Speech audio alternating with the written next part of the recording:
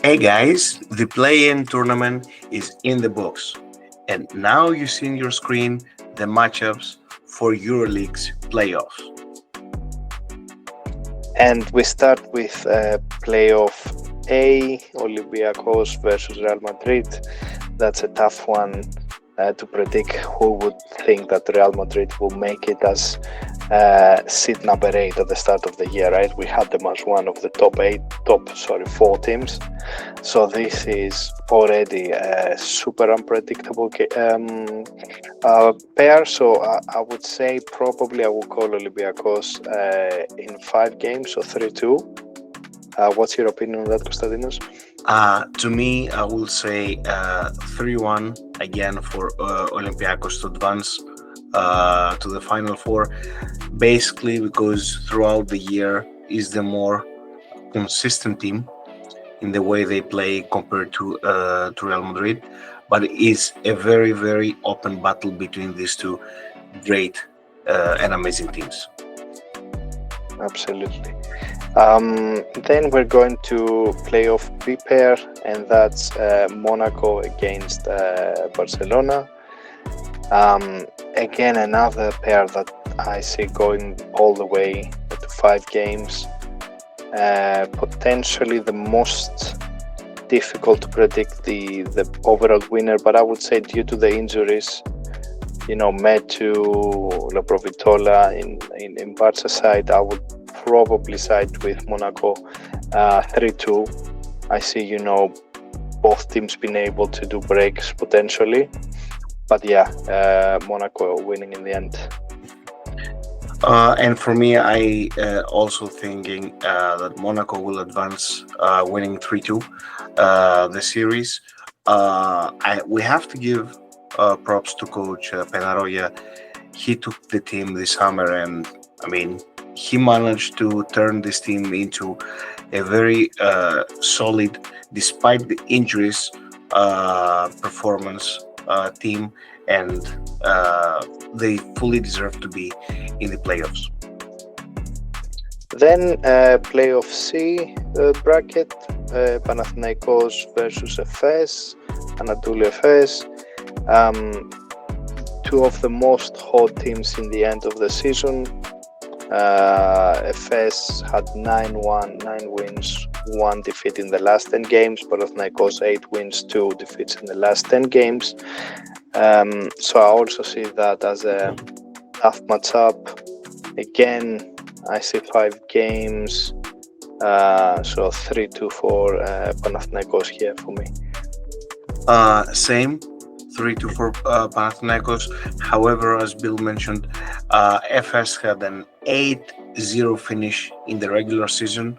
Amazing work from Coach Banki. They have the players and the skills. They have Larkin, Elijah Bryant, and in the paint Poirier, Oturu as well. They have the experience of the playoffs. However, in my opinion, the home court advantage will decide the outcome of this matchup. So till now we agree on everything. Let's go on the last bracket. And no, I think besides Olympiacos Real, I said 3-1. You said 3-2. Yeah, but in terms of the winner, at least we agree. Yeah, for the winner, yeah. So playoff D bracket, we have Fenerbahce versus Paris Basketball. I mentioned before on the previous episode that I see Paris, if somehow, some way, make it to the Final Four as a dark horse. Given that, I think it's very difficult to say where this will end up, because I can see Fener winning even 3-0, but I can also see Paris, if they get one game, to actually even winning the series at 3-2. So just because Fener has good home court advantage, I would just put 3-2. So actually I'm seeing every single bracket, every single playoff pair going into 5 games. I'm not really sure about this one, but I will go with Fener 3-2 in the end, because they have a very full roster, many players that they can perform at high level. So Sarah's at the bench as well. So we see. What is your opinion? I agree. Fener has a very deep roster, and I mean, you see they acquired, they signed, Eric McCollum mid-season almost, and he's playing in the way like he is in part of the team for the last 2 or 3 years. So that's how good this team is. I would say 3-1 for Fenerbahce. However, I want to point out this. This is the biggest challenge for Paris basketball. If they somehow get to the playoffs, I want to see the one team that stops them in one game. Because in the playoffs, you mean in the final four, right? If they make yes, it to the final four. That's what I say. If they make it to the final four, I want to see which team will stop them in one game, not a series. I mean, in just a single game. Because very dangerous in a one game. Yeah. Exactly. So that's why this is the biggest challenge for Paris. But I have to go with Fenerbahce 3-1 getting to the final four. But to be honest, it will be an amazing. I think these playoffs matchups are, to me, the most challenging playoffs that and matchups that I have seen in a while in Euroleague. Yeah, absolutely. But let's see what really happens, and let's go to what everyone is waiting for, and that's really our team formation for the next round. And we don't mention really how we did last round. We did quite well, but obviously we have to change absolutely everyone now. So let's have a look on what we have in here. And the biggest plus for us is that we ended the regular season with 131.1 credits in total. So that would give us the boost in building this team from scratch. So starting with the guards, as you see, we chose Kendrick Nunn and TJ Shorts, both of them first Euroleague team of the season, fully deserved. Both of them are amazing. Also, to me, both of them candidates for the MVP award. Not yet decided. We don't know the name yet, but both of them are in the discussions. So we couldn't. We thought about alternative scenarios, but we said this duo has all that takes to give us the fantasy points we want. Kendrick Nunn, with Panathinaikos having the home court advantage, can explode both in scoring and assists. Same with TJ Shorts. We have seen TJ Shorts scoring, for example, let's say up to 20 points, but having 10 assists, so contributing also in that area for Paris. So we spent big for these two. That's why you see the other two positions for the guards. You see Ouattara from Paris Basketball and Sergio Yul from Real Madrid. Not the big names, but as you remember, we have said in the past, Sergio Yul is a veteran and can give you, key fantasy points between 7 and 10 or 12. So these are key points from the bench if you have in your team. In terms of forwards, then we are starting with Hes Davis, and actually he's our captain.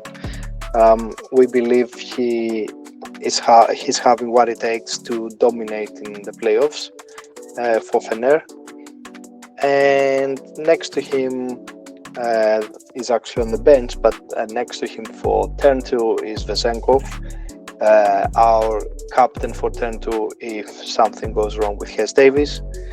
And then we have from the bench Para, that he's been really great at the third part, let's say last quarter of the season. He stepped but he stepped up for Barcelona when needed and actually provided a lot of help coming from the bench, both in points and rebounds.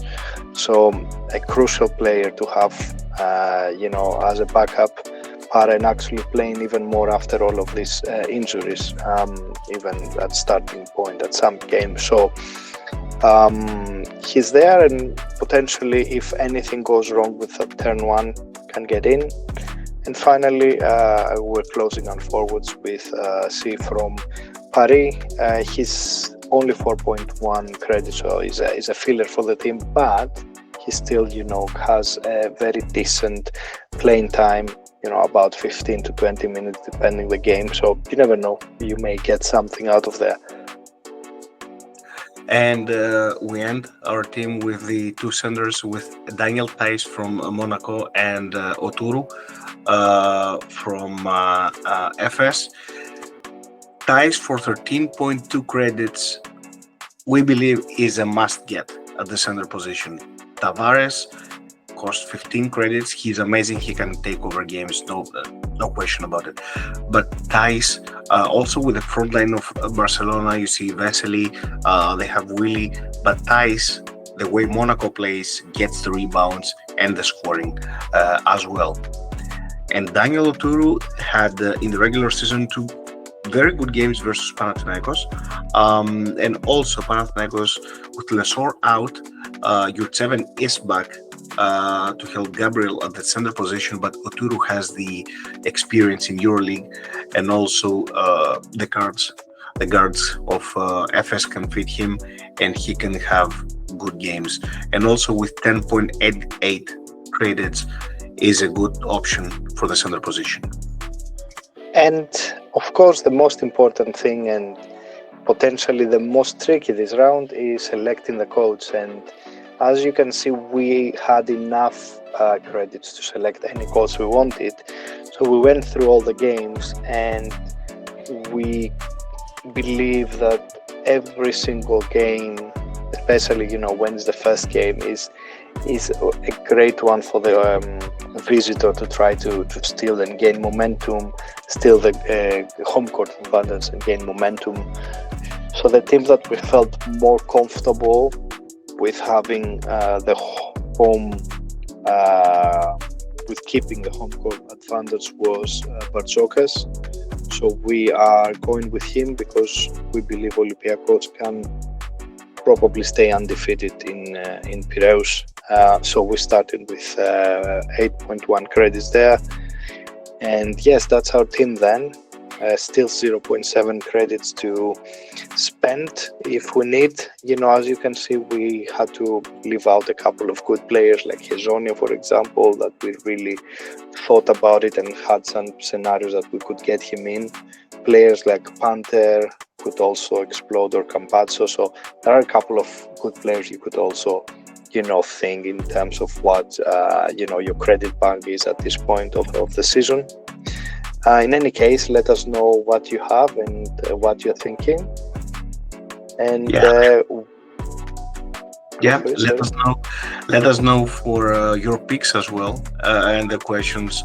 For example, if you have any alternative scenario, or if you do not have that many credits, which players did you prefer between, let's say, for example, Larkin or Pander, or another guard or forward? And as always, you can also find us in the Real Hoopers Hub. We have the description down in the video, so you can find it there.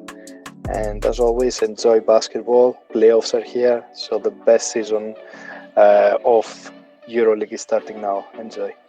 Yeah, guys, the best part of the season starts now. Enjoy Euroleague basketball, and see you soon.